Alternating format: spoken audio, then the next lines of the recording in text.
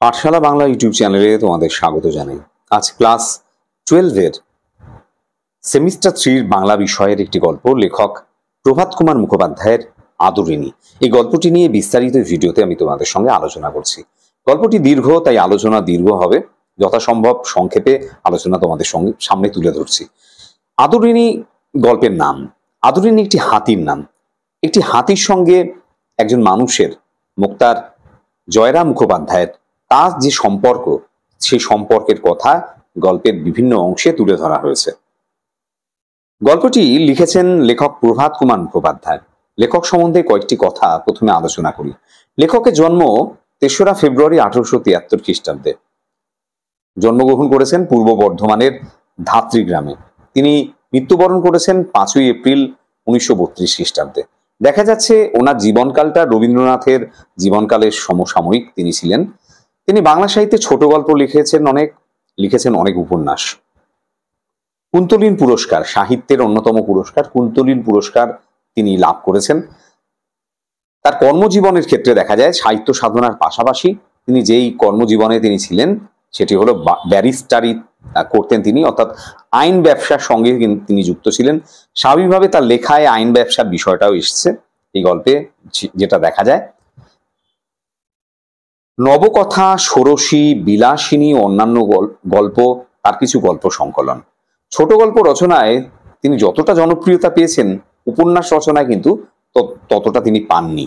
আমাদের যে আদরিণী গল্পটি, এটি লেখকের গল্পাঞ্জলি এই গল্প গ্রন্থ থেকে নেওয়া হয়েছে।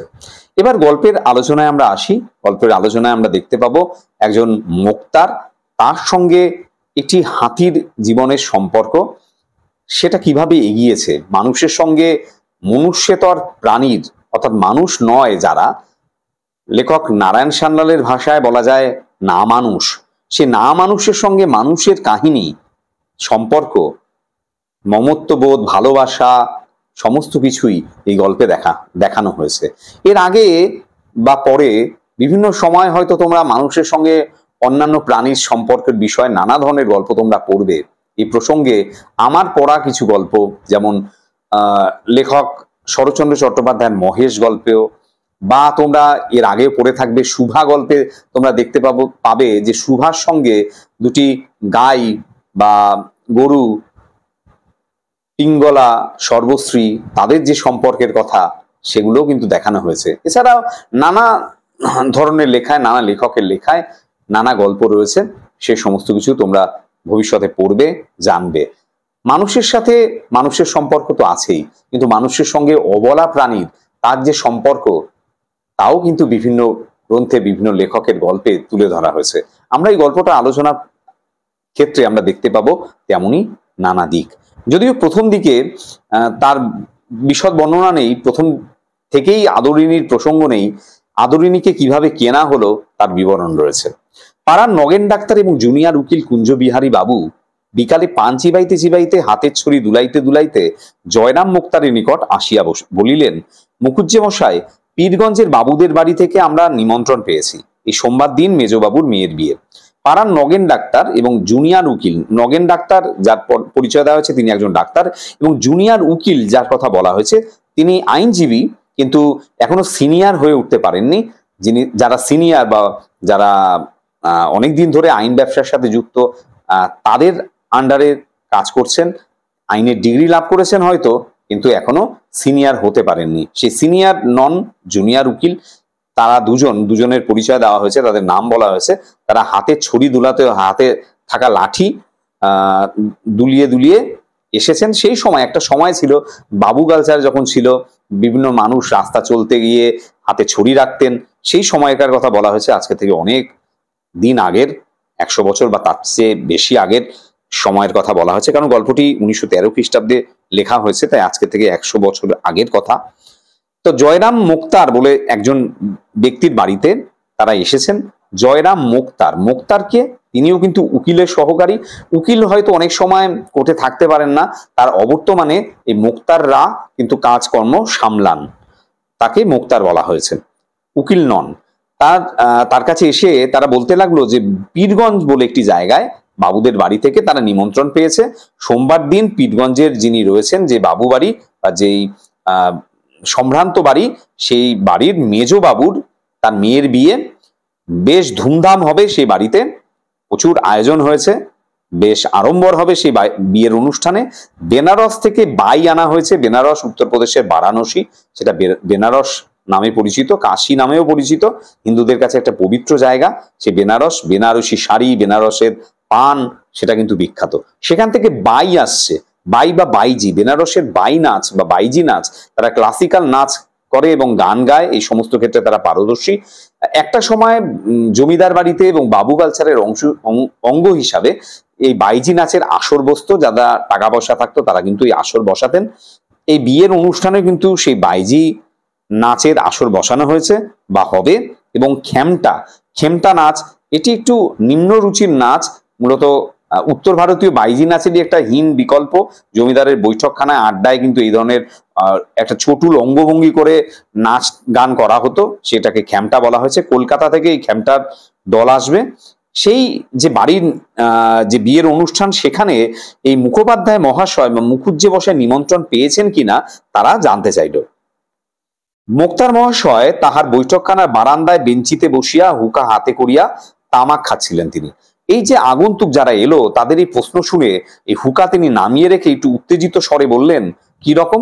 এখানে আমরা দেখব গল্পের প্রতিটি ক্ষেত্রে যে মুক্তার মহাশয় বা এই যে জয়রাম মুখুজ্জে, তার চরিত্রের নানা দিক কিন্তু গল্পে তুলে ধরা হয়েছে। তার মধ্যে আত্মসম্মান বোধ প্রবল, তিনি যেটা মনে করেন সেই কাজটাই তিনি করেন। টাকা পয়সা কিন্তু সেই ক্ষেত্রে বাধা হয়ে দাঁড়ায় না। তিনি অকাতরে মানুষের সেবা করেন, দিন দুঃখী মানুষদের দুঃখ কষ্টে তিনি ব্যথিত হন। তার একটা দৃঢ় চিত্ত রয়েছে, যেটা করবেন মনে করবেন। মান সম্মান বোধ তার প্রবল। তাই এই যে কথাটা যেটা বলা হলো যে আপনি নিমন্ত্রণ পেয়েছেন কিনা, এই কথাটা তার যে মান বা সম্মানে যেন আঘাত লাগলো। তিনি উত্তেজিত স্বরে বললেন, কি রকম? আমি নিমন্ত্রণ পাবো না? কি রকম? জানো, আমি আজ 20 বছর ধরে তাদের এস্টেটের, অর্থাৎ তাদের যে জমিদারি এলাকা, তাকে এস্টেট বলা হয়েছে, সেই এস্টেটের আমি বাধা মোক্তার। সেই জমিদারি এলাকা যত সমস্যা এসেছে, যত কোর্ট কেস হয়েছে, সেই সমস্ত কেসে আমাকেই তারা কিন্তু নিয়েছে।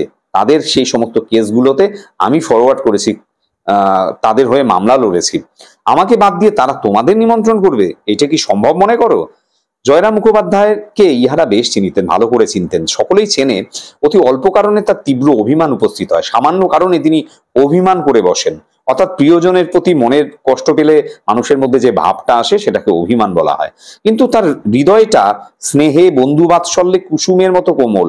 অর্থাৎ বাইরে থেকে দেখে মনে হয় তিনি খুব কঠোর, কিন্তু ফুলের মতোই তার কিন্তু হৃদয়টা স্নেহে এবং বন্ধু বাৎসল্য, অর্থাৎ বন্ধুর প্রতি যে ব্যবহার, সেই ক্ষেত্রে বন্ধুর প্রতি যে বন্ধুত্বপূর্ণ ব্যবহার, সেগুলো কিন্তু তার মনের মধ্যে রয়েছে।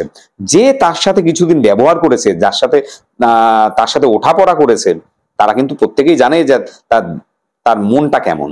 উকিলবাবু তাড়াতাড়ি বললেন, না না, সে কথা নয়, আপনি রাগ করলেন মুখুজ্জে মশাই, আমরা তো ওইভাবে বলতে চাইনি।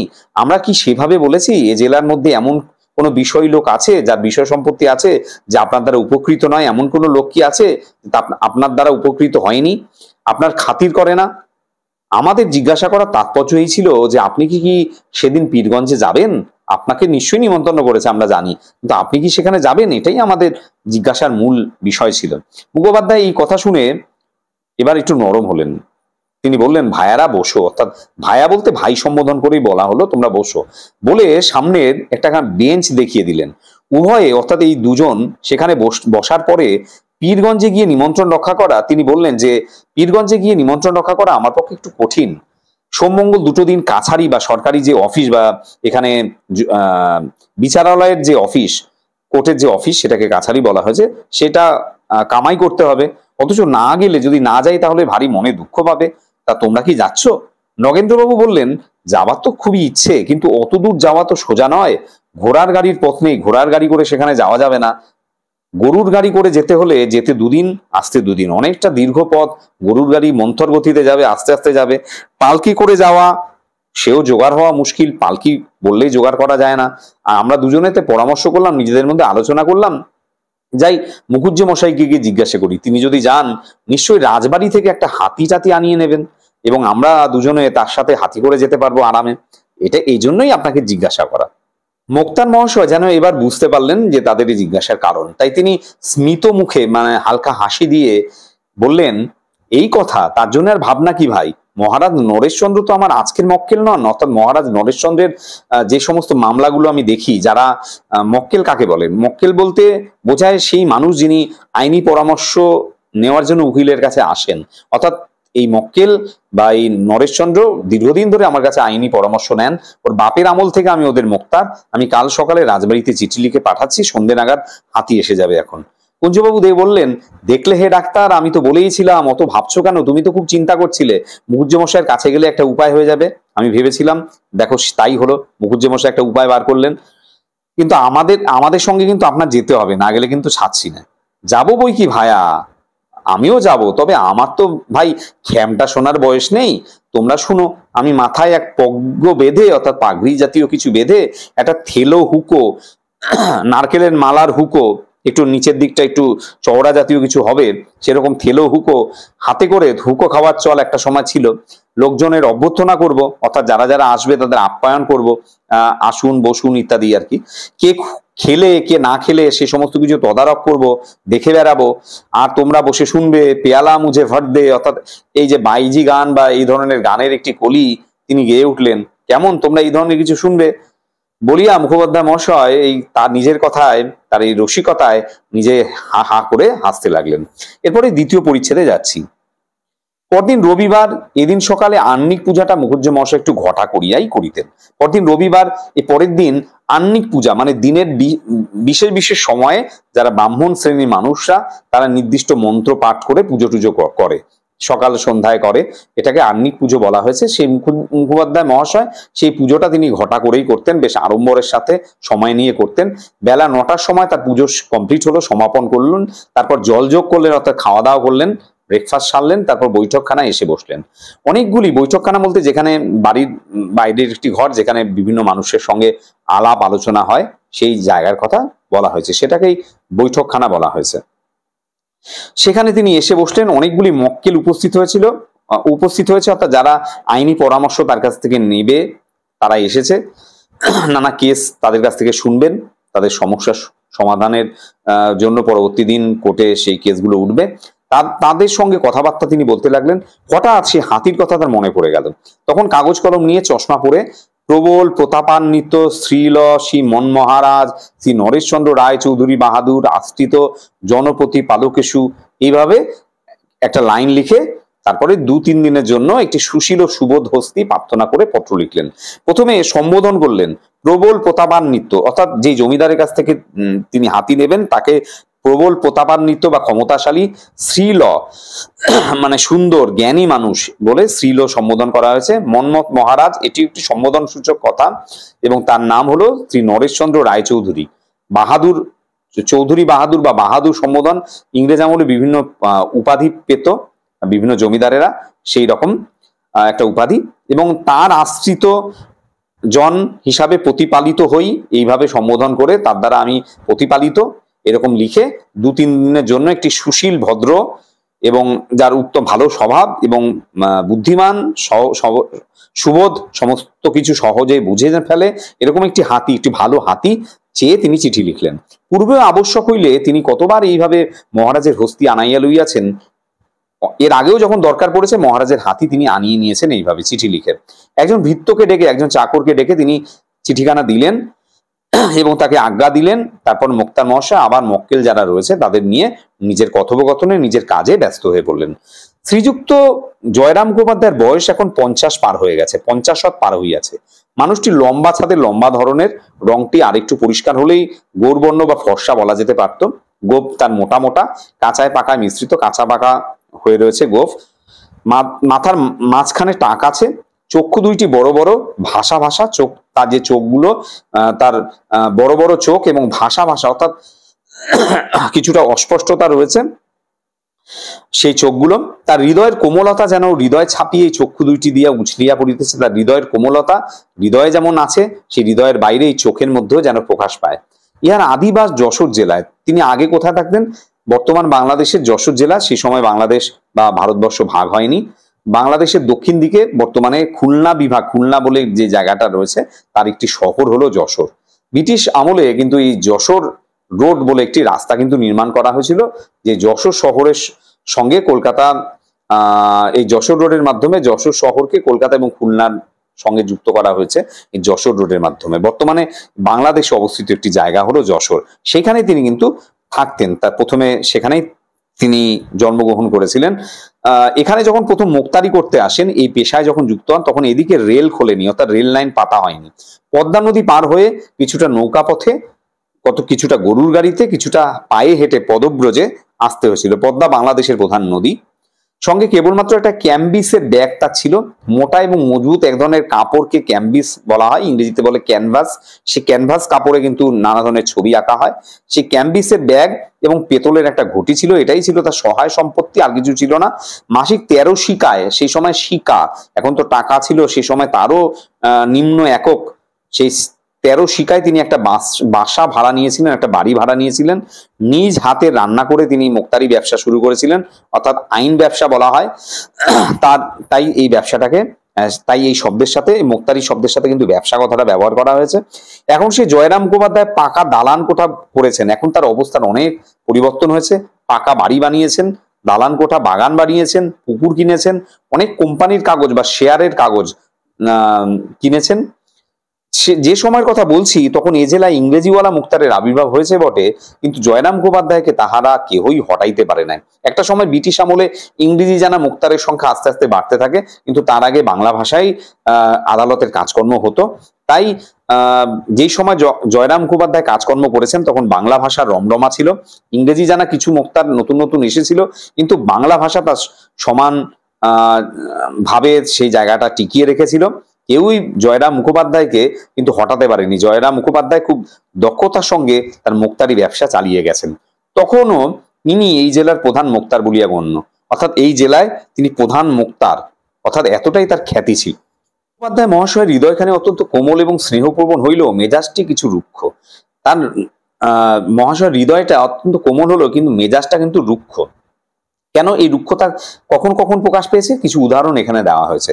যৌবনকালে ইনি রীতিমতো বদরাগী ছিলেন, প্রচন্ড রাগ ছিল তার। এখন রক্ত অনেকটা ঠান্ডা হয়েছে।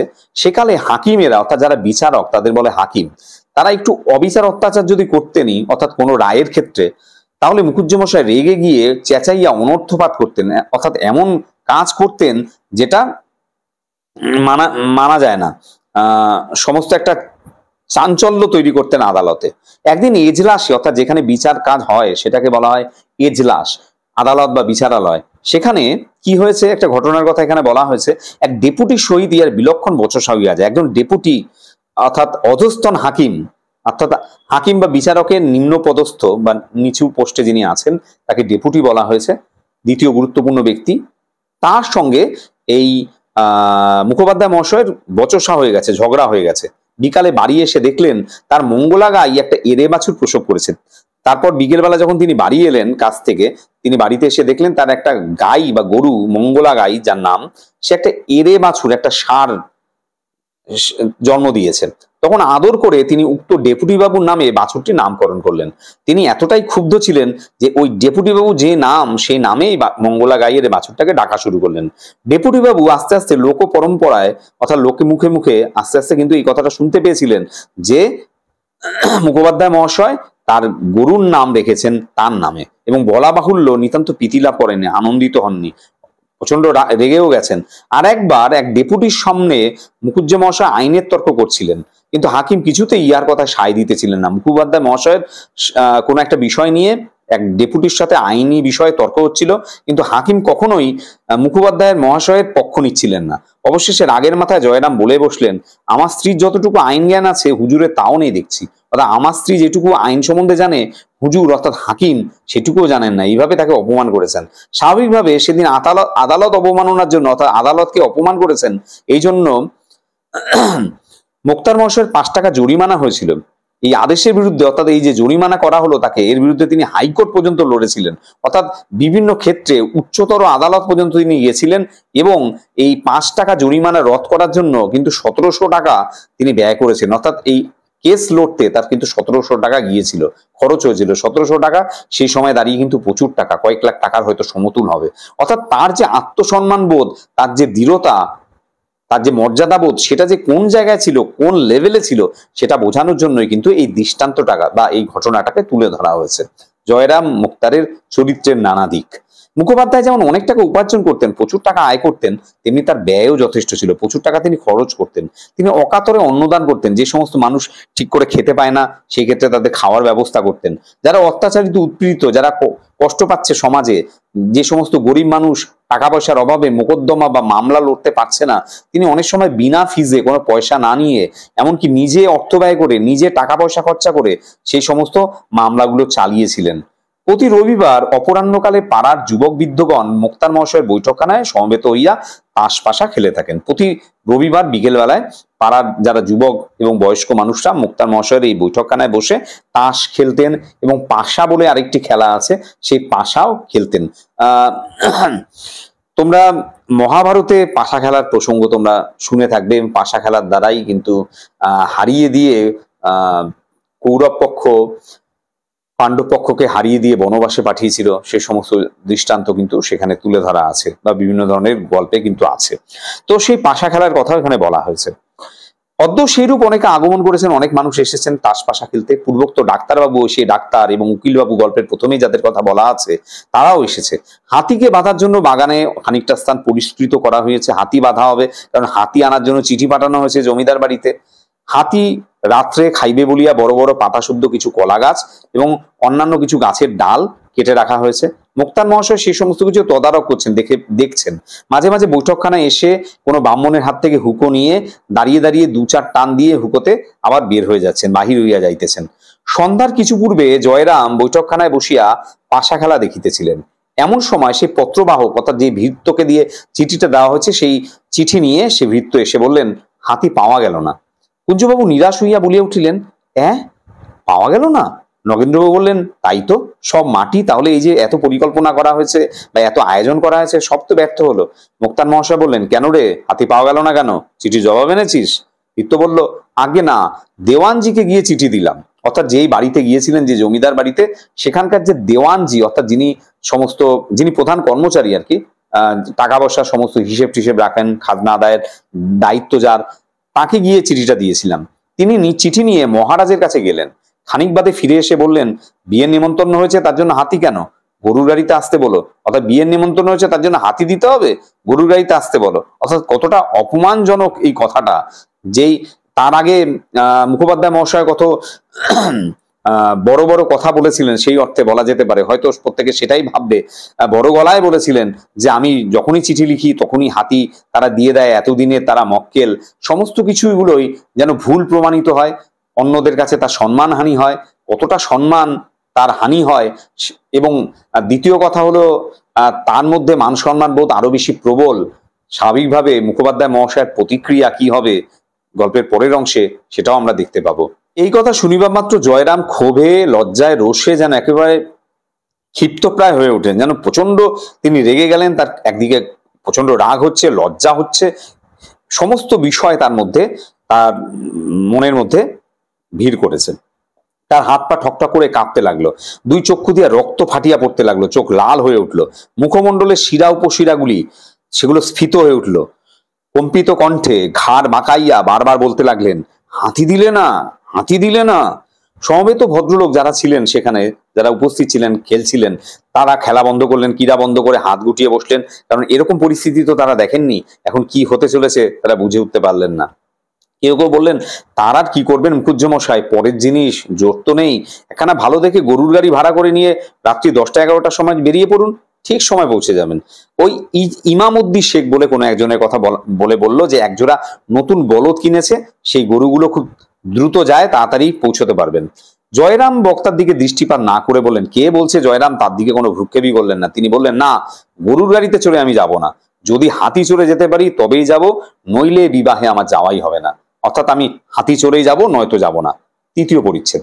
শহর হইতে 2-3 ক্রোশের মধ্যে 2-3 জন জমিদারের বস্তি ছিল। শহর থেকে 2-3 ক্রোশ, ক্রোশ একটা দূরত্ব মাপার একক।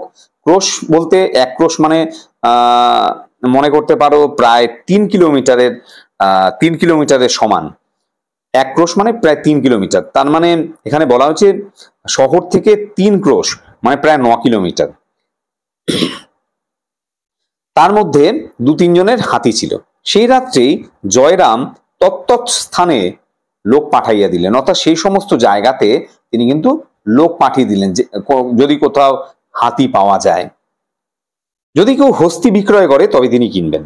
রাত্রি 2 প্রহরের সময় একজন ফিরিয়া আসিয়া বলিল, বীরপুরের উমাচরণ লাহিড়ীর একটা হাতি আছে, এখনো বাচ্চা, বিক্রি করবে, কিন্তু বিস্তর দাম চায়। অনেক রাতের পরে, রাত্রে যে সমস্ত দিনকে অষ্টপ্রহরে ভাগ করা হয়, 1 প্রহর মানে 3 ঘন্টা, এ রাত্রি 2 প্রহর বলতে রাত যদি 6টা থেকে শুরু করা হয় তাহলে রাত্রি 12টার পর, সেই রকম সময়ে বা তারও পরে যেই সময় থেকে রাত্রি ধরা হচ্ছে তার 2য় প্রহরে। তো একজন মানুষ ফিরে এসে বলল যে বীরপুরের উমাচরণ লাহিড়ী বলে একজন ব্যক্তি, তার একটা মাদি হাতি, একটি স্ত্রী হাতি, মেয়ে হাতি আছে, এখনো বাচ্চা, বিক্রি করবে, কিন্তু প্রচুর দাম চাইছে। কত? 2000 টাকা। খুব বাচ্চা? না, সওয়ারই নিতে পারবে, অর্থাৎ তার আরোহী যারা তার পিঠে বসবে তাদেরকে সে নিয়ে বহন করতে পারবে, কুচ পরোয়া নেই, কোনো ভাবনা নেই, তাই কিনবো। অর্থাৎ যেহেতু তার আত্মসম্মান বোধে লেগেছে, তাই সে আত্মসম্মান বোধ থেকেই তিনি মনস্থির করেছেন টাকা পয়সা যতই যাক, মান সম্মানটা সবার আগে, তাই তিনি হাতি কিনবেন মনস্থির করেছেন। এখনই তুমি যাও, কাল সকালে যেন হাতি আসে, লাহিড়ী মশাইকে আমার নমস্কার জানিয়ে বলো, হাতির সঙ্গে যেন কোনো বিশ্বাসী কর্মচারী পাঠিয়ে দেন, হাতি দিয়ে টাকা নিয়ে যাবে। পরদিন বেলা 7টার সময় হস্তিনী আসিল, তাহার নাম আদরিনী। লাহিড়ী মহাশয়ের কর্মচারী রীতিমতো স্ট্যাম্প পেপারে, স্ট্যাম্প কাগজে আইনি চুক্তি হয়, সম্পত্তির জিনিসপত্র কেনা বেচা যে ক্ষেত্রে হয়, যে কাগজে হয়, সেটাকে স্ট্যাম্প পেপার বলে। 2 রকম স্ট্যাম্প পেপার থাকে, জুডিশিয়াল, নন জুডিশিয়াল। সেই স্ট্যাম্প পেপারে, যেহেতু তিনি আইনের একজন লোক, আইনি পদ্ধতিতে সবকিছু করবেন, সেই স্ট্যাম্প পেপারে রসিদ লিখে, এই 2000 টাকা রসিদ লিখে তাকে লিখে দিয়ে গেল, এবং 2000 টাকা নিয়ে সে ব্যক্তি চলে গেল। বাড়িতে হাতি আসা মাত্র পাড়ার তাবৎ বালক বালিকা, যত ছেলে মেয়ে ছিল, সবাই এসে বৈঠকখানায় উঠানে ভিড় করে দাঁড়ালো। 2-1টি অশিষ্ট, অর্থাৎ অভদ্র কিছু বাচ্চা ছিল, তারা অভদ্র একদম, তারা সুর করে বলতে লাগলো, হাতি তোর গোদা পায়ে, অর্থাৎ মোটা মোটা থামের মতো পায়ে নাতি, মানে লাথি। বাড়ির বালকেরা ইহাতে অত্যন্ত ক্রুদ্ধ হয়ে উঠলো যে আমাদের হাতিকে এই সমস্ত বাজে কথা বলছে, এবং তাদের অপমান করে সেখান থেকে তাড়িয়ে দিল, বহিষ্কৃত করে দিল, তাড়িয়ে দিল। হস্তিনী গিয়ে, অর্থাৎ হাতি গিয়ে অন্তঃপুর দ্বারের, অর্থাৎ অন্তঃপুর, বাড়ির ভেতরের যে মূল দরজা, প্রবেশের যে মূল দরজা, তার সামনে গিয়ে দাঁড়ালো, বাড়িতে প্রবেশ করবে। এবার নির্দিষ্ট উপাচার আছে, নিয়ম কানুন আছে, যেহেতু হাতিকে আনা হবে, একজন একটা প্রাণী এসেছে, তাদের পরিবারের অংশ হবে, তাই একটা নির্দিষ্ট নিয়মে, নানা উপাচারের মাধ্যমে, নিয়ম কানুনের মাধ্যমে তাকে কিন্তু আহ্বান করা হবে, বরণ করা হবে। মুখুজ্জে মশাই বিপত্নিক, তিনি, তার স্ত্রী মারা গেছেন। তার জ্যেষ্ঠা পুত্রবধূ, অর্থাৎ তার বড় ছেলের বউ, একটি ঘটিতে জল নিয়ে সভয়ে পদক্ষেপে বাহির হইয়া আসিলেন, কারণ ভয় পাচ্ছে, হাতি তো দেখেনি, হাতির সামনে গিয়ে কি করবে, হাতি যদি রেগে যায়, কিছু করে। কম্পিত হস্তে তার পদ চতুষ্টয়, তার হাত কাঁপছে, তার 2 পায়ে, হাতির 2 পায়ে, 4 পায়ে সে কি করছে, সেই জল একটু একটু ঢালিয়া দিলেন। মাহুতের ইঙ্গিতানুসারে, মাহুত অর্থাৎ হাতির যে দেখাশোনা করে, হাতিকে যে স্নান করায়, খাওয়ায়, তাকে বলে মাহুত। সে ইঙ্গিত করছে যে আদরিনীকে, অর্থাৎ হাতিটির নাম আদরিনী, তাকে ইঙ্গিত করছে। সে তখন, সেই হাতিটি তখন জানু পেতে, অর্থাৎ হাঁটু পেতে, হাঁটু গেড়ে বসলো। বড়বধূ তেল এবং সিঁদুর দিয়ে তার ললাট, অর্থাৎ তার কপাল রাঙা করে দিল সে হাতিটির। ঘন ঘন শঙ্খধ্বনি বা শাঁখ বেজে উঠলো, আবার দাঁড়িয়ে উঠলো, আবার হাতিটা দাঁড়িয়ে পড়লে একটি ধামা করে বড় বেতের ঝুড়িতে, যেটাকে ধামা বলা হয়, আলো চাল, আলো চাল মানে হলো আতপ চাল। মূলত এই প্রসঙ্গে যদি বলি বিস্তারিত হবে, আতপ চাল মানে সূর্যের আলোতে শুকিয়ে যে চালটা হয়, আর কিছু চাল সিদ্ধ করে সেটা ব্যবহার করা হয়, সেটাকে সিদ্ধ চাল বলে। আতপ বা সূর্যের আলো, তা থেকে নাম এসেছে, তাই আতপ চাল বলা হয়। এবং তার আরেকটা নাম হলো আলো চাল। আলো চাল এবং কলা এবং অন্যান্য মাঙ্গল্য দ্রব্য, অর্থাৎ যেগুলো নির্দিষ্ট অনুষ্ঠানে, মঙ্গল অনুষ্ঠানে ব্যবহার করা হয়, সেই ধরনের নানা জিনিস তার সামনে রাখা হলো। সুর দিয়ে তুলে তুলে সে কিছুটা খেলো, বেশি অংশটাই ছিটিয়ে দিয়ে দিল। এইভাবে বরণ সম্পন্ন হলো হাতিটির, এবং রাজহস্তির জন্য সংগ্রহিত, অর্থাৎ রাজ হাতির জন্য যে রাখা হয়েছিল যে কদলীকাণ্ড অর্থাৎ কলা গাছ এবং যে গাছের শাখা অর্থাৎ গাছের ডাল বৃক্ষ শাখা, সে সমস্ত কিছু আদরিণী ভোজন করতে লাগলো। নিমন্ত্রণ রক্ষা করিয়া পীরগঞ্জ হইতে ফিরিবার পরদিন বিকালেই মহারাজ নরেশচন্দ্রের সহিত মুখোপাধ্যায় মহাশয় সাক্ষাৎ করিতে গেলেন। যেই মহারাজ তাকে অপমান করে হাতি দেননি, সেই মহারাজের মুখের ওপর যোগ্য জবাব দেওয়ার জন্য এইবার নরেশচন্দ্রের কাছে গেলেন জয়রাম মুখোপাধ্যায়। বলা বাহুল্য, অর্থাৎ বললে বেশি বলা হবে না, যে তিনি হাতির পিঠেই আরোহণ করেই গেলেন। মহারাজের দ্বিতল বৈঠকখানা, তার দুতলা বাড়ি, বৈঠকখানা 2 তলা, তার নিম্নে বিশাল প্রাঙ্গণ বা উঠোন, প্রাঙ্গণের অপর দিকে হাতি প্রবেশের সিংহদ্বার, যেহেতু তার বাড়িতে হাতি আছে তাই বড় দরজা আছে। বৈঠকখানায় বসে সমস্ত প্রাঙ্গণ অর্থাৎ সমস্ত উঠোন এবং সিংহদ্বারের বাইরেও অনেক দূর পর্যন্ত মহারাজের দৃষ্টিগোচর হয়ে থাকে। তিনি বৈঠকখানায় বসে অনেক দূর পর্যন্ত দেখতে পান। রাস সমীপে উপনীত হলে অর্থাৎ রাজার কাছে পৌঁছে মুখোপাধ্যায় মহাশয় তাকে আশীর্বাদ করে আপন আসন গ্রহণ করলেন। মোকদ্দমা এবং বিষয় সংক্রান্ত 2-4 কথার পর মহারাজ জিজ্ঞাসা করলেন, মুখুজ্জে মশাই, এই হাতিটি কার? মুখুজ্জে মশাই বিনীতভাবে বললেন, আগে হুজুর বাহাদুরের হাতি, আপনারই হাতি। মহারাজ বিস্মিত হয়ে বললেন, আমার হাতি? কই, ও হাতি তো কোনোদিন আমি দেখিনি, কোথা থেকে এলো? আগে বীরপুরের উমাচরণ লাহিড়ীর কাছ থেকে কিনেছি। অধিকতর বিস্মিত হইয়া রাজা বলিলেন, আপনি কিনেছেন? আগে হ্যাঁ। তবে বললেন, আমার হাতি? বিনয় কিংবা শ্লেষ অর্থাৎ বিনয় করে বলছেন, নিজেকে যথাসম্ভব ওনার আজ্ঞাবাহী প্রতিপন্ন করে বলছেন, নাকি কিছুটা ব্যঙ্গ করে বলছেন ঠিক বোঝা গেল না। একটু মৃদু হাসি হেসে জয়রাম বললেন, যখন হুজুর বাহাদুরের দ্বারাই প্রতিপালিত হচ্ছি, আপনারই তো আমি প্রজা বলা যেতে পারে, তো আমি যখন আপনার, তখন এই হাতি আপনার বই আর কার? আপনারই হাতি, তাই বললাম। সন্ধ্যার পর গৃহে ফিরে বৈঠকখানায় বসে সমবেত বন্ধুমণ্ডলী অর্থাৎ যারা যারা ছিল তাদের কাছে মুখোপাধ্যায় এই কাহিনী সবিস্তারে বললেন। অর্থাৎ এরকম ঘটনা গেছিলাম, এই ঘটনা হয়েছে, অর্থাৎ তার কাছে তার অপমানের আমি যোগ্য জবাব দিয়েছি হাতি কিনে, এবং তার মুখের উপরে হাতি নিয়ে গিয়ে সেটা আমি দেখালাম। হৃদয় হইতে তার সমস্ত ক্ষোভ লজ্জা যেন মুছে গেল। কয়েকদিন পর আস্তে সুনিদ্রা হলো, ভালোভাবে তার ঘুম হলো। 4র্থ পরিচ্ছেদ। উল্লিখিত ঘটনার পর সুদীর্ঘ 5টি বছর অতিক্রান্ত হয়েছে, 5টি বছর কেটে গেছে। এই 5 বছরে মুক্তার মহাশয়ের অবস্থার অনেক পরিবর্তন হয়েছে, তার জীবনের অনেক কিছু পরিবর্তন এই 5 বছরে হয়েছে। 5 বছরে অনেক পরিবর্তন হয়েছে। নতুন নিয়মে পাশ করা শিক্ষিত মোক্তারে জেলা কোর্ট ভরে গেছে। নতুন নিয়মে ইংরেজি জানা প্রচুর মোক্তারে এখন ভরে গেছে জেলা কোর্ট। শিথিল নিয়মের আইন ব্যবসায়ীর আর কদর নেই। আগেরকার নিয়ম কানুন অন্যরকম ছিল, তার মধ্যে কিছু শিথিলতা ছিল, অর্থাৎ ঢিলেমি ছিল, আলগা নিয়ম ছিল। এখন আর সেই রকম নিয়ম নেই, কড়াকড়ি এখন। তাই আগের নিয়মে যারা আইন ব্যবসা করতো, মোক্তারি করতো, তাদের কিন্তু এখন আর কদর বা খ্যাতি নেই। ক্রমে ক্রমে মুখোপাধ্যায় মহাশয়ের আয় কমতে লাগলো, যেহেতু তিনি এই নতুন নিয়মের সাথে খাপ খাওয়াতে পারছেন না। স্বাভাবিকভাবে তিনি আর উপার্জন করতে পারছেন না বেশি। পূর্বে যত উপার্জন করতেন এখন তার অর্ধেক হয় কিনা সন্দেহ। আগে যা আয় করতেন এখন তার অর্ধেকও হয় না, অথচ ব্যয় খরচ কিন্তু কমছে না, প্রতি বছরই বাড়ছে। তার 3টি ছেলে, 3টি পুত্র। প্রথম 2টি মূর্খ, পড়াশোনা একদমই করেনি, বংশবৃদ্ধি ছাড়া আর কোনো কর্ম করিবার যোগ্য নয়। অর্থাৎ তারা কেবলমাত্র সংসারের পরিবার বৃদ্ধি করছে, অর্থাৎ সন্তান তাদের বেড়েই চলেছে। মুখোপাধ্যায় মহাশয়ের নাতি নাতনির সংখ্যা বাড়ছে, তাই বলা হয়েছে। আর কনিষ্ঠ পুত্রটি, একদম ছোট ছেলেটি, কলকাতায় পড়ছে। সেটি যদি কালক্রমে মানুষ হয়, সে যদি পড়াশোনা করে কোনো চাকরি বাকরি করতে পারে, তাহলে সেই হবে মুখোপাধ্যায় মহাশয়ের একমাত্র ভরসা। এটাই তিনি ভেবে রেখেছেন।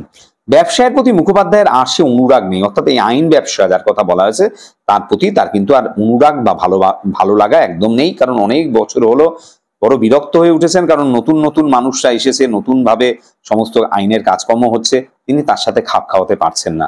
ছোকরা মুক্তাররা, যারা অল্প বয়সী মুক্তার, যাদেরকে তিনি একসময় উলঙ্গাবস্থায় অর্থাৎ ন্যাংটা অবস্থায় পথে খেলা করতে দেখেছেন, এখন তারা সামলা মাথায় দিয়ে এই আইন ব্যবসায় যারা যুক্ত, যারা মুক্তারি করছে, তারা মাথায় এক ধরনের টুপি জাতীয় বা পাগড়ি জাতীয় জিনিস পরতো, সেটাকে সামলা বলা হয়েছে। তারা সামলা মাথায় দিয়ে তার প্রতিপক্ষে অর্থাৎ তার বিপক্ষে দাঁড়িয়ে, আসামির পক্ষে এবং বিপক্ষে তো মামলা লড়া হয়, কেউ পক্ষে থাকে বাদী পক্ষ এবং বিবাদী পক্ষ, নানা পক্ষ থাকে, 2 পক্ষেই উকিল থাকেন, তারা কেসটা লড়েন বা মোক্তাররা থাকেন। তো তার বিপক্ষে প্রতিপক্ষে দাঁড়িয়ে চোখ মুখ ঘুরাইয়া ফরফর করিয়ে ইংরেজিতে হাকিমকে অর্থাৎ বিচারককে কি যে বলতে থাকে তিনি কিছুই বুঝতে পারেন না। পাশে ইংরেজি জানা জুনিয়রকে তিনি জিজ্ঞাসা করেন, এই যে মুক্তার, ইংরেজি জানা মুক্তার তিনি কি বললেন? জুনিয়র যে তর্জমা করে অর্থাৎ তাকে অনুবাদ করে মুখে যে অন্য ভাষায় ইংরেজি থেকে বাংলায় করে যে যখন বোঝাতে থাকেন, তখন আবার এই কোর্টে অন্য প্রসঙ্গ উপস্থিত হয়। তো সেই জুনিয়রের পক্ষে আর বোঝানো সম্ভব হয় না, তার মুখের জবাব মুখেই থেকে যায়। নিষ্ফল রোষে তিনি ফুলতে থাকেন, তিনি রেগে যেতে থাকেন, তিনি এই ব্যবস্থার সাথে পেরে উঠতে পারছেন না। তার সমস্ত ক্ষোভ, যেহেতু তিনি তার মান সম্মান বোধ প্রবল, সেই ক্ষোভ তিনি প্রকাশ করতে পারছেন না, কিন্তু তাতে তিনি ফুলতে থাকেন। তাছাড়া পূর্বে হাকিমগণ মুখুজ্জে মহাশয়কে যেরূপ শ্রদ্ধার চোখে দেখতেন, আগের বিচারকরা মুখুজ্জে মহাশয়কে যেভাবে শ্রদ্ধা করতেন, এখনকার নব্য হাকিমরা যারা নতুন বিচারক তারা তাকে চেনেনি না। এদের যেন বিশ্বাস যে ইংরেজি জানে না সে মনুষ্য পদবাচ্যই নয়। এরা যেন বিশ্বাস করে যারা ইংরেজি জানে না সেরা তারা মানুষের পর্যায়েই পড়ে না, মানুষ হিসাবে তাদের গোনাই যায় না, মনুষ্য পদবাচ্যই নয়। এই সকল কারণে স্থির করেছেন কর্ম হইতে এখন অবসর গ্রহণ করাই শ্রেয়। কাজ তিনি এখন ছেড়ে দেবেন। তিনি যা সঞ্চয় করেছেন, যা তিনি জমিয়েছেন, তার সুদ থেকে কোনো রকমের সংসার যাত্রা, সংসারের খরচ তিনি নির্বাহ করবেন, মেটাবেন। 60 বছর বয়স হলো, চিরকাল কি খাটবেন? এক সময় তো অবসর নিতে হয়, বিশ্রামের সময় কি হয়নি? বড় ছেলেটি যদি মানুষ হতো, 2 টাকা যদি রোজগার করতে পারত, তাহলে এতদিন কোন কালে মুখোপাধ্যায় মহাশয় অবসর নিতেন? তার ছেলেরা তো মানুষ হয়নি। বড় ছেলে যদি কাজ করতো তাহলে তিনি অনেকদিন আগেই তারই কাজ ছেড়ে দিতেন, বাড়িতে বসে ঈশ্বরের নাম কীর্তন করতেন, হরিনাম করতেন। কিন্তু আর বেশি দিন চলে না। তাও তথাপি আজিকালি করে, মানে আজকে কাজ ছেড়ে দেবেন, কালকে কাজ ছেড়ে দেবেন করেও 1 বছর কেটে গেল।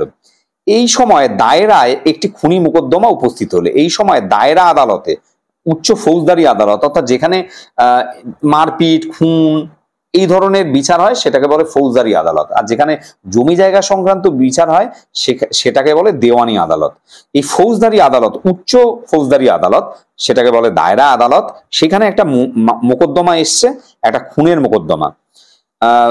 মোকদ্দমায় যে আসামি, অর্থাৎ যাকে আসামি বলা হয়েছে, যে খুন করেছে মনে করা হচ্ছে, সে জয়রাম মুখোপাধ্যায়কে নিজের মোক্তার নিযুক্ত করেছে। তাকে বলেছে যে জয়রাম মুখোপাধ্যায় আমার মোক্তার হিসাবে এই কেসটা দেখবেন।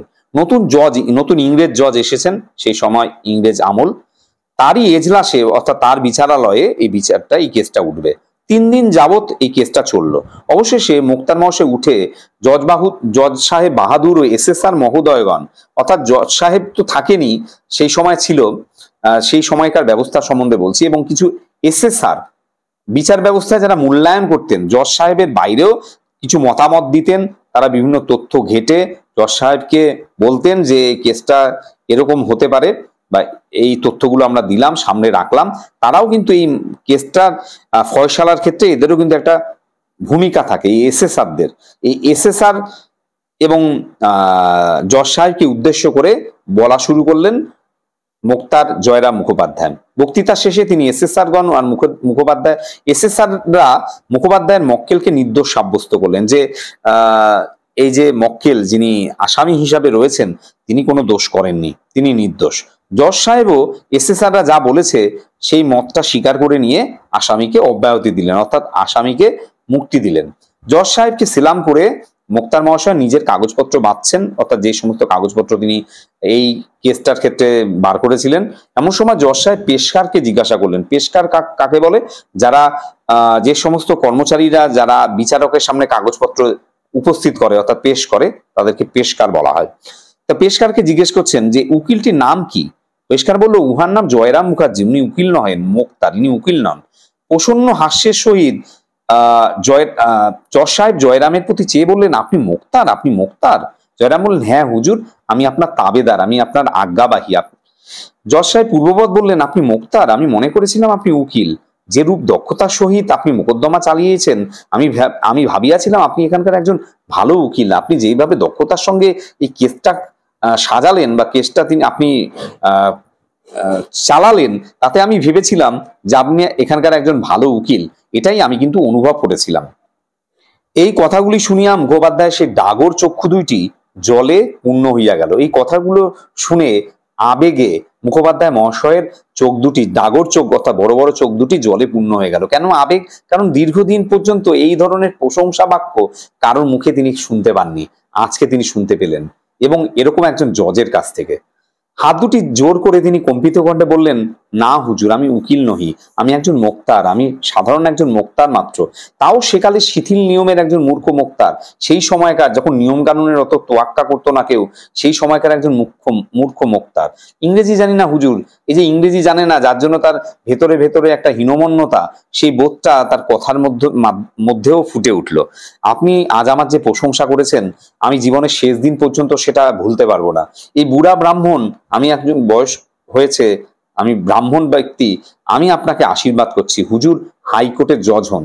অর্থাৎ তার প্রতি এতটাই হুজুরের এই বাক্যে এতটাই প্রীত হলেন, আনন্দিত হলেন, যে হুজুরকে অর্থাৎ এই বিচারককে তিনি আশীর্বাদ করছেন যে তিনি যাতে হাইকোর্টের জজ হন, উচ্চ আদালতের জজ হন, বিচারক হন। বলিয়া ঝুঁকিয়া সেলাম করিয়া মোক্তার মহাশয় এজলাস থেকে বের হয়ে গেলেন। এরপর আর তিনি কাছারি যাননি। অর্থাৎ সেইটাই ছিল তার জীবনের শেষ দিন, তার কর্মজীবনের। আমরা দেখি যে অনেক মানুষ তার যখন অবসর নেন, ক্রিকেট খেলার ক্ষেত্রে আমি সেই উদাহরণটা টানতে পারি, যে জীবনের বা ক্রিকেটীয় জীবনের একদম ভালো জায়গায় থেকে তারা অবসর নিতে চায়, কারণ সম্মানের সঙ্গে তারা অবসর নিতে চায়। না হলে হয়তো একটা সময় আসবে তাদেরকে এমনি বোর্ড থেকে তাদেরকে বাতিলের খাতায় দিয়ে দেবে। তাই সম্মানের সঙ্গে মানুষ অবসর নিলে সেক্ষেত্রে কিন্তু একটা সম্মান বজায় থাকে। এই জায়গায় দাঁড়িয়েও মুখোপাধ্যায় মহাশয় সম্মানের সঙ্গে তার কর্মজীবন থেকে অবসর নিলেন, এটাই তিনি উপযুক্ত মনে করেছিলেন। ব্যবসা ছাড়িয়া কায়ক্লেশে মুখোপাধ্যায় মহাশয়ের সংসার চলতে লাগলো। তিনি ব্যবসা ছাড়লেন অনেক কষ্টে, শারীরিক কষ্ট বা কষ্টের দ্বারা খুব কষ্ট করে তার সংসার চলতে লাগলো। ব্যয় যে পরিমাণ সংকোচ করিবেন ভাবিয়াছিলেন, তিনি ভেবেছিলেন তার খরচ কিছুটা কমাবেন, যেরকম কমাবেন অনেক চেষ্টা করেও শত চেষ্টাতেও সেটা আর হয়ে উঠছে না, সুদের সংকুলান হচ্ছে না। অর্থাৎ যে টাকাটা তিনি রেখেছেন ব্যাংকে, সেই তার থেকে যে সুদটা পাচ্ছেন তাতে তার সংসার চলছে না। মূলধন অর্থাৎ আসল টাকায় ব্যাংক থেকে তুলে নিতে হচ্ছে, কোম্পানির কাগজ বা শেয়ারের কাগজও কমে যাচ্ছে। একদিন প্রভাতে মোক্তার মহাশয় বৈঠকখানায় বসিয়া নিজের অবস্থার বিষয়ে চিন্তা করছেন যে আগামী দিন কিভাবে চলবে। এমন সময় মাহুত আদরিণীকে লইয়া নদীতে স্নান করাইতে গেল। মাহুত আদরিণীকে নিয়ে নদীতে স্নান করাতে যাচ্ছে। অনেকদিন হইতে লোকে ইহাকে বলিতেছিল, হাতিটি আর কেন, ওকে বিক্রি করে ফেলুন, মাসে 30-40 টাকা বেঁচে যাবে। হাতিটিকে আর কেন রেখেছেন, ওকে বিক্রি করলে ওর পেছনে তো অনেক খরচ হয়ে যাচ্ছে, 30-40 টাকা কম নয়। কিন্তু মুখুজ্জেমশাই উত্তর করিয়া থাকেন, তার চেয়ে বলো না, তোমার এই ছেলে পিলে নাতি নাতনিদের খাওয়াতে অনেক টাকা ব্যয় হয়ে যাচ্ছে, ওদের একে একে বিক্রি করে ফেলো। এরূপ উক্তির পর আর কথা চলে না। অর্থাৎ আদরিণী যেন ওই মুখোপাধ্যায় মহাশয়ের কাছে তার পরিবারেরই অংশ, তাকে বিক্রি করে দেওয়া বা তার সন্ততিদের বিক্রি করে দেওয়া যেন একই রকমই ব্যাপার। কতটাই মুখোপাধ্যায় মহাশয়ের জীবন জুড়ে আদরিণীর জায়গাটা, সেটা কিন্তু মুখোপাধ্যায়ের এই উক্তির মধ্য দিয়ে বোঝা যায়। এই কথা বলার বা শোনার পরে কেউ কিন্তু আর দ্বিতীয়বার তাকে আর কিছু বলার সাহস পায় না। হাতিটিকে দেখিয়া মুখোপাধ্যায়ের মনে হইল, ইয়াকে যদি মধ্যে মধ্যে ভাড়া দেওয়া যায় তাহলে তো কিঞ্চিত অত্যাগম হইতে পারে। হাতিটিকে যদি মাঝে মাঝে ভাড়া দেওয়া যায় তাহলে তো কিছু টাকা আসতে পারে। তখন এই কাগজ কলম নিয়ে নিম্নলিখিত বিজ্ঞাপনটি মুসাবিদা করিলেন। একটা অ্যাডভার্টাইজমেন্ট তিনি দিলেন। মুসাবিদা করা মানে ড্রাফট করা, খসড়া করা, সেটাকে বলা হয়েছে কি, হস্তি ভাড়ার বিজ্ঞাপন। বিবাহের শোভাযাত্রা, বিয়ের কোনো অনুষ্ঠান, দূর দূরান্তে গমনাগমন প্রভৃতি কাজের জন্য, প্রভৃতি কাজের ক্ষেত্রে নিম্ন স্বাক্ষরকারী অর্থাৎ নিচে যে ব্যক্তি সই করেছে তার একটি আদরিণী নামে একটা হস্তিনী আছে, সেটা ভাড়া দেওয়া হবে। ভাড়া কিরকম, প্রতি রোজ 3 টাকা, 3 টাকা ভাড়া, হাতির ভাড়া। আর হস্তিনীর খোরাকি অর্থাৎ তার খাওয়া খরচ বাবদ 1 টাকা। আর মাহুতের খোরাকি 0, কিছু না, একুনে 4, মোট 4 টাকা। মাহুতের খরচ দিতে হবে না, হাতির ভাড়া এবং হাতির খোরাকি বাবদ 1 টাকা, মোট 4 টাকা দিতে হবে। যার আবশ্যক, যার দরকার সে নিতে পারবে। তাই যদি নিতে হয় তাহলে নিচের ঠিকানায় তত্ত্ব নেবেন, খবরাখবর নেবেন। শ্রী জয়রাম মুখোপাধ্যায়, মোক্তার, চৌধুরীপাড়ায় তার বাস। এই বিজ্ঞাপনটি ছাপাইয়া শহরের প্রত্যেক ল্যাম্পপোস্টে, পথিপার্শ্বস্থ বৃক্ষকাণ্ডে, প্রত্যেকটা ল্যাম্পপোস্টে, পথের পাশে গাছের কাণ্ডে, গাছের গুড়িতে এবং অন্যান্য প্রকাশ্য স্থানে যে সমস্ত জায়গা থেকে দেখা যায় সেই সমস্ত জায়গায় বিজ্ঞাপনটি আটিয়া দেওয়া হলো, এঁটে দেওয়া হলো। বিজ্ঞাপনের ফলে মাঝে মাঝে লোকে হস্তি ভাড়া লইতে লাগিল বটে, কিন্তু তাহাতে 15-20 টাকার বেশি আয় হইল না। মুখোপাধ্যায়ের জ্যেষ্ঠ পুত্রটি অর্থাৎ সবচেয়ে বড় যে নাতি, সেও অসুস্থ হয়ে পড়েছে। তার জন্য ডাক্তার খরচ রয়েছে, ওষুধপত্রের খরচ অর্থাৎ ওষুধপত্র মানে খাওয়া দাওয়া, ফল ইত্যাদি, তার জন্য 5-7 টাকার কমে নির্বাহ হয় না, প্রতিদিন 5-7 টাকা লাগছে। মাসখানেক পরে ছেলেটি কিছুটা কথঞ্চিত আরোগ্য লাভ করলো, কিছুটা রোগমুক্ত হলো। বড় বধূ, মেজ বধূ অর্থাৎ বড় বউ মেজ বউ পুত্রবধূরা দুজনেই অন্তঃসত্ত্বা, অর্থাৎ তাদের আবার সন্তান হবে। কয়েক মাস পরে আরো দুটো জীবের অন্য সংস্থান করতে হবে, আরো দুটো জীব সংসারে বাড়বে। কিভাবে তিনি কি করবেন, সমস্ত দায় যেন এই বৃদ্ধ মানুষটার উপরই। এদিকে জ্যেষ্ঠা পুত্রী অর্থাৎ সবচেয়ে বড় যে নাতনি, তার নাম কল্যাণী, সে দ্বাদশ বর্ষে, তার 12 বছরে পড়েছে। দেখিতে দেখিতে যেরূপ ডাগর হয়ে উঠেছে, বড় হয়ে উঠছে, শীঘ্রই তার বিবাহ না দিলে নয়। এটা সেই সময়ের কথা যে সময় অল্প বয়সে বিয়ে হয়ে যেত, তাই 12 বছর মানে অনেক বয়স। নানা স্থান থেকে তার সম্বন্ধ আসছে, বিয়ের সম্বন্ধ, কিন্তু ঘর বর মনের মতো হয় না। যদি ঘর বর মনের মতন হয়ও, তবে তাদের খাই অর্থাৎ তারা এত দাবি জানাচ্ছে, তাতে চক্ষু স্থির হয়ে যায়। অর্থাৎ এত পণ বা তারা যে টাকাটা চাইছে, যৌতুক চাইছে। কন্যার পিতা এই সম্বন্ধে একেবারে নির্বিকার, তার বাবার কোনো ভ্রুক্ষেপ নেই, তার বড় ছেলের এই দিকে কোনো ভ্রুক্ষেপ নেই। সে নেশা ভাঙ করে তাসপাশা খেলে ফ্লুট বা বাঁশি বাজিয়ে বেড়াচ্ছে। যত দায় এই 60 বছরের বুড়ার ঘাড়ে, তার বাবার ঘাড়ে। অবশেষে এক স্থানে বিবাহের স্থির হইলো, এক জায়গায় বিয়ে ঠিক হলো। পাত্রটি রাজশাহী কলেজে, বর্তমান বাংলাদেশের একটি জায়গা রাজশাহী, সে রাজশাহী কলেজে সে পড়ছে, এলএ পড়ছে। এলএ কোনো একটি ডিগ্রির নাম, সম্ভবত ল সংক্রান্ত কোনো ডিগ্রি হতে পারে। খাইবার পরিবার সংস্থান আছে, তাদের পরিবার ভালো, খাওয়ার পড়ার কোনো অসুবিধা নেই। তারা 2000 টাকা চাইছে বিয়ে বাবদ, নিজেদের খরচ, অর্থাৎ তারা 2000 টাকা পাত্রপক্ষকে দিতে হবে, এছাড়া বিয়ের খরচ বাবদ তাদের বাড়িতেও তো লোক খাওয়াতে হবে, গয়না টয়না বানাতে হবে, বিয়ের অনুষ্ঠান আছে, সমস্ত খরচ বাবদ আরো 500 টাকা লাগবে। 500 টাকায় কত কিছু হয়ে যাচ্ছে বাবু সেই সময়। মোট 2500 টাকা হলে বিয়েটা সম্পন্ন হয়। তো 2500 টাকা তো প্রয়োজন, কোথা থেকে এই 2500 টাকা জোগাড় হবে, এটা নিয়ে কিন্তু চিন্তা রয়েছে বৃদ্ধ মানুষটির মধ্যে। কোম্পানির কাগজের বান্ডিল দিন দিন ক্ষীণ হচ্ছে, অর্থাৎ কোম্পানির যে কাগজ রয়েছে শেয়ার, সেটা আস্তে আস্তে কমে যাচ্ছে। তা হইতে 2500 টাকা বাইর করা বড় কষ্টকর। আর শুধু তো একটি নয়, আরো নাতনিরা রয়েছে, তাদের বেলায় কি উপায় হবে, তাদের বিয়ে কিভাবে দেওয়া হবে, এই সমস্ত ভাবনা চিন্তার মধ্যে পড়ে মুখোপাধ্যায় মহাশয়ের শরীর, বয়সও হয়েছে আর চিন্তা ভাবনা কমছে না তার, আস্তে আস্তে শরীর ভেঙে যেতে লাগলো। একদিন সংবাদ এলো, খবর এলো, কনিষ্ঠ পুত্রটি যে বিয়ে পরীক্ষা দিয়েছিল, যাকে নিয়ে মুখোপাধ্যায় মহাশয়ের একটা সম্ভাবনার আলো দেখতে পাচ্ছিলেন, সেও ফেল করেছে। বন্ধুগণ বলতে লাগলো, মুখুজ্জে মশাই হাতিটিকে বিক্রি করে ফেলুন, করে নাতনির বিয়ে দিন। কি করবেন বলুন, অবস্থা বুঝে তো কাজ করতে হয়, আপনি জ্ঞানী লোক, এখন হাতিটির মায়া ত্যাগ করুন, এছাড়া তো কিছু করার নেই। মুখোপাধ্যায় আর কোনো উত্তর দেন না, মাটির পানে চেয়ে ম্লান মুখে বসে কেবল চিন্তা করেন এবং মাঝে মাঝে দীর্ঘ নিঃশ্বাস ফেলেন যে এতদিনের হাতিটি তার পরিবারে এসেছিল, এখন তাকে বিক্রি করে দিতে হবে আজকে এই করুণ পরিস্থিতির জন্য, কঠিন পরিস্থিতির জন্য। চৈত্র সংক্রান্তিতে অর্থাৎ চৈত্র মাসের শেষ দিন বামুনহাট বলে একটি জায়গায় একটা মেলা হয়, সেখানে বিস্তর গরু, বাছুর, ঘোড়া, হাতি, উট এই সমস্ত বিক্রি হয়। বন্ধুগণ বললেন, হাতিটিকে মেলায় পাঠিয়ে দিন, বিক্রি হয়ে যাবে। এখন 2000-এ কিনেছিলেন, এখন হাতি বড় হয়েছে, 3000 টাকা অনায়াসে পেয়ে যাবেন। কোচার খুঁটি অর্থাৎ ধুতি যে পড়েছেন তার যে শেষ প্রান্ত, তা দিয়ে তিনি চোখ মুছে বললেন, কি করে তোমরা এমন কথা বলছো? বন্ধুরা বুঝালেন, আপনি বলেন ও আমার মেয়ের মতো, তা মেয়েকে কি চিরদিন ঘরে রাখা যায়? মেয়ের বিয়ে দিতে হয়, মেয়ে শ্বশুর বাড়ি চলে যায়, তার আর উপায় কি? এছাড়া কি আর কোনো উপায় আছে? তবে পোষা জানোয়ার এতদিন ধরে রেখেছেন বাড়িতে, অনেকদিন ঘরে রয়েছে, মায়া পড়ে গেছে, একটু দেখে শুনে কোনো ভালো লোকের হাতে বিক্রি করলেই হয়, যে লোকটা আপনার এই হাতিটির সেবা শুশ্রূষা করবে, যত্নে রাখবে, আদর যত্নে রাখবে, কোনো কষ্ট দেবে না, এমন দেখে এমন লোকের কাছে বিক্রি করুন, তাহলেই তো হয়। হাতিটিকে বিক্রি করে দিন, এই পরামর্শই কিন্তু সবাই দিতে লাগলো।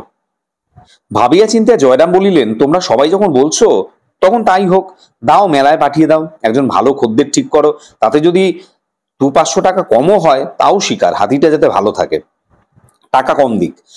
মেলাটি চৈত্র সংক্রান্তির প্রায় 15 দিন পূর্বে আরম্ভ হয়, অর্থাৎ চৈত্র সংক্রান্তির 15 দিন আগে, অর্থাৎ চৈত্র মাসের মাঝামাঝি সময় থেকে শুরু হয়, তবে শেষের 4-5 দিন বেশ জমজমাট থাকে। সংক্রান্তির 1 সপ্তাহ পূর্বে যাত্রা স্থির হয়েছে, অর্থাৎ যাওয়া ঠিক হলো। মাহুত যাবেই, মুখোপাধ্যায় মহাশয়ের মেজ ছেলে, মধ্যম ছেলেটি, সেও সঙ্গে যাবে। যাত্রার দিন প্রত্যুষে সকালবেলা মুখোপাধ্যায় গাত্রোত্থান করলেন, অর্থাৎ ঘুম থেকে উঠলেন, বিছানা থেকে উঠলেন, যাবার পূর্বে হস্তি ভোজন করছে, হাতিটে খাচ্ছে। বাড়ির মেয়েরা, বাটির মেয়েরা এবং বালক বালিকা যারা, প্রত্যেকে চোখ দিয়ে জল পড়ছে, তারা সজল নেত্রে বাগানে হস্তির কাছে দাঁড়িয়ে, কারণ হাতিটা পরিবারের অংশ হয়ে পড়েছিল এবং হাতিটাকে সবাই ভালোবাসে। খরম পায়ে দিয়ে মুখোপাধ্যায় মশাইও সেখানে গিয়ে দাঁড়ালেন। পূর্বদিন আগের দিন 2 টাকা রসগোল্লা এনে রেখেছিলেন, ভিত্ত সেই হাড়ি হাতে করে এসে দাঁড়ালো। ডালপালা প্রভৃতি মামুলি খাদ্য, সামান্য খাবার যেগুলো, সেগুলো খাওয়ার পরে মুখোপাধ্যায় মহাশয় নিজের হাতে মুঠো মুঠো করে সেই রসগোল্লা হস্তিনীকে খাওয়ালেন। শেষে তার গলায় নিচে হাত বুলাতে বুলাতে ভগ্নকণ্ঠে, ভাঙা গলায়, অর্থাৎ তার কণ্ঠ জড়িয়ে আসছে কান্নায়, তিনি বললেন, আদর যাও মা, বামুনহাটের মেলা দেখে এসো। তিনি আদর সম্বোধন করে আদরিনীকে বললেন, যাও বামুনহাটের মেলা দেখে এসো। প্রাণ ধরে যে বিদায় বাণী বলবেন, যে তোমাকে আমি বিক্রি করে দিচ্ছি, তুমি যাও, ভালো থেকো, আর তো আসতে পারবে না, এই সমস্ত কিন্তু বলতে পারলেন না।